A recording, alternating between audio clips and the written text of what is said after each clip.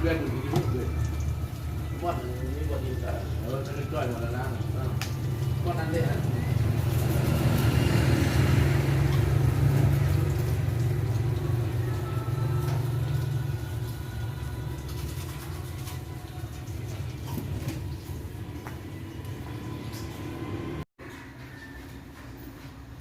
สบายดีท่านผู้ชมโมทุกท่านสบายดีตอนเช้าวันพุธเนาะสบายดีตอนเช้าวันพุธสบายดี FC ทุกคนเลยวันนี้ครูบาบรรณาจะพามากินข้าวเปียกเนาะเลยหน้าตาสุดยอดจะเป็นเครื่องเคียงอันจะเป็นกับน้ำจิ้มเป็นสีดำน้อยบนเคียงนี่จะมีตัวตีสลัดแล้วก็เยอะมากมายนะกินกันเลย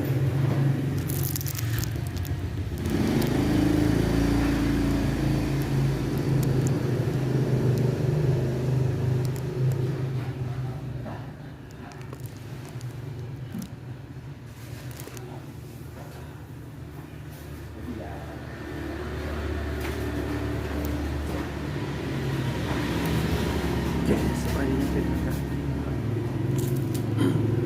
วันเสาร์วันพุธมีครูบาบรรณาพามากินข้าวเปียกมัสยิดอะไรซิมก่อนเนาะรสชาติที่เขาเจ้าให้มาทางห้างมันจะเป็นอะไรมันซิมก่อนแล้วขอโทษเขาไปละลายเดี๋ยวเสียงค่อนข้างจะแหบเนาะหรือว่านี่ชดนักเกินไปเสียงแหบเนาะเอามาซิมก่อนรสชาติมันจะเป็นอะไร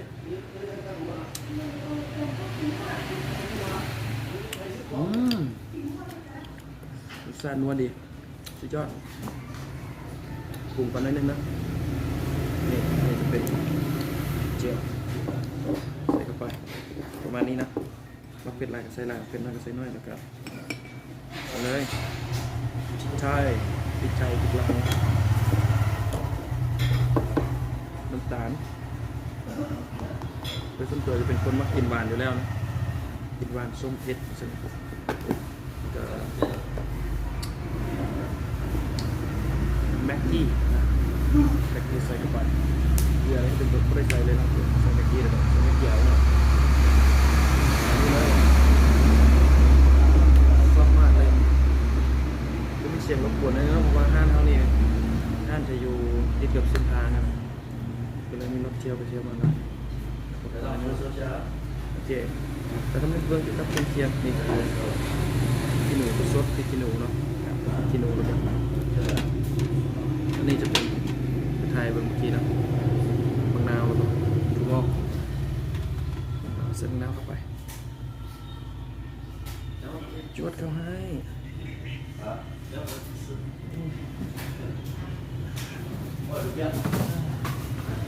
ใส่ซอสกิ๊กกันจวดเขาให้โอเคโอ้สุดยอดว้าวน่าเสพนะสุดยอดเลยมากำไรแข่งมันเอาตัวงอกใส่ได้นึงลงแล้ว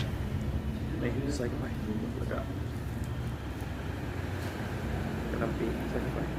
ว้าวเยอะแยะเต็มถ้วยเป็นอาหารเช้านะมาเริ่มกินน้ำกันน้องทุกคนกินข้าวเปียกมาสิ่งหนึ่งกันนะได้แห้งมาเลยโอ้เส้นนี่นุ่มขนาดจัดไปข้าวเปียกแห้งมา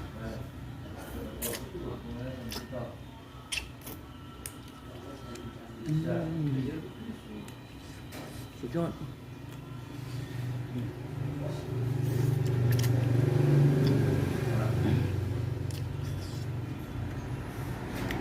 แกงทอดเนาะโอ้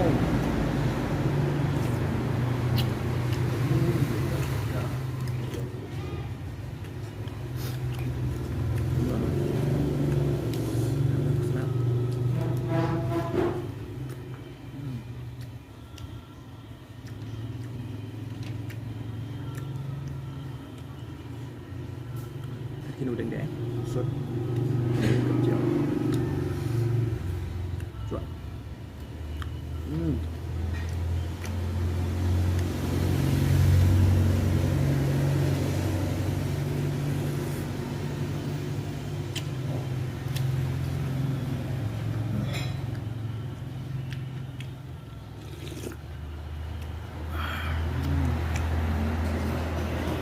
ได้เนาะ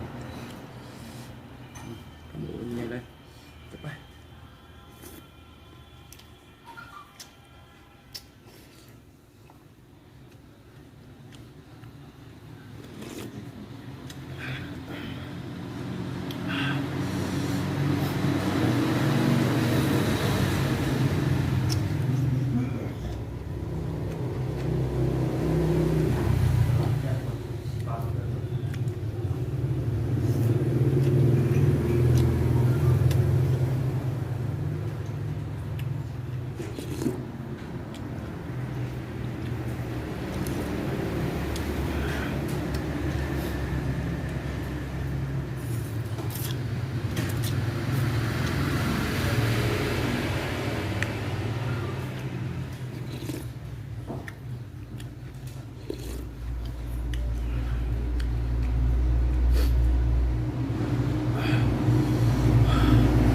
อย่างประมาณ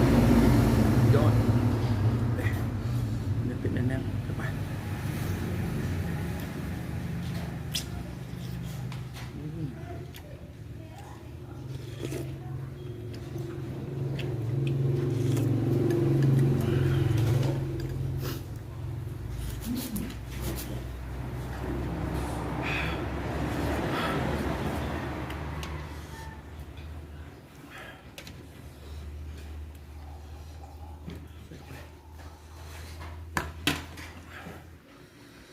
ผมเข้มข้น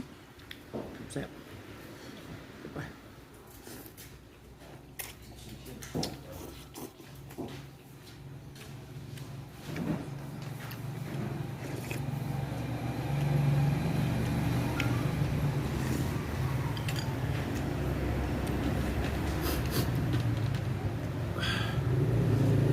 น้ำ1 กิโล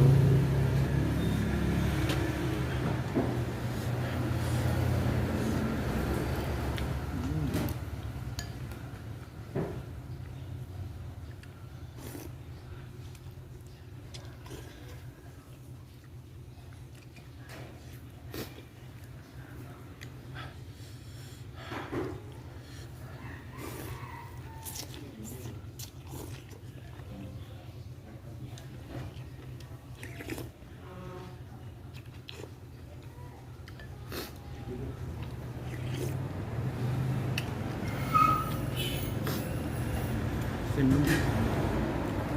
เส้นนุ่มเส้นใหญ่เส้นเนื้อน้ำดีขนาดหรอ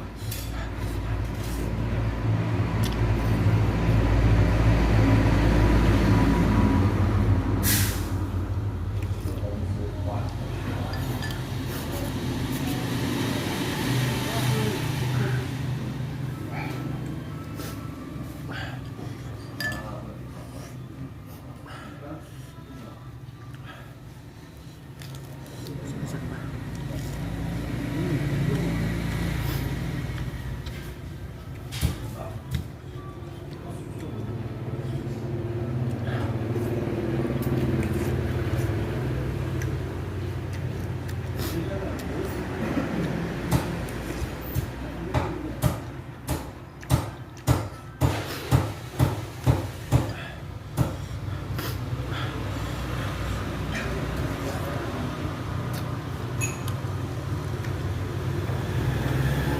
ก็นะ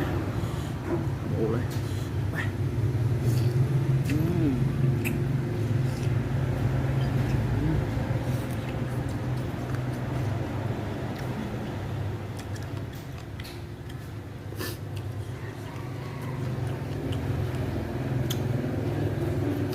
ไปดูกันเนาะ